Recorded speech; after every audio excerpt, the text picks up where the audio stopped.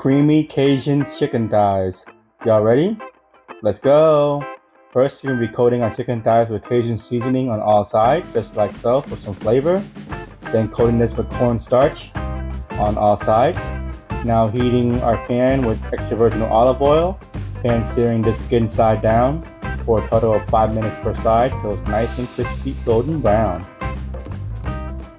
Transfer this to a plate, remove, set aside.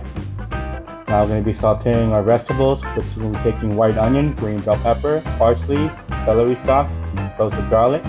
Sauteed to translucent, just like so. Very nice. Now adding in 14.5 ounces of diced tomatoes, paprika, dry thyme, salt and pepper to taste. Mix very well. Now adding in our chicken stock and half cup of heavy cream.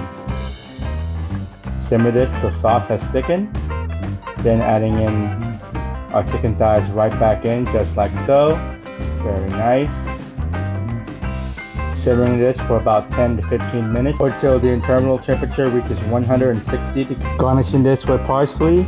Serving this with rice or mashed potatoes. And tonight, Bloodroot Pinot Noir Coastal Elegance with a Bellevue Quality Coasty high-end producer. Dark macerated blackberry, wild strawberries, and warm spice and characteristics. An amazing dish for a wonderful weeknight dish. Creamy Cajun chicken thighs.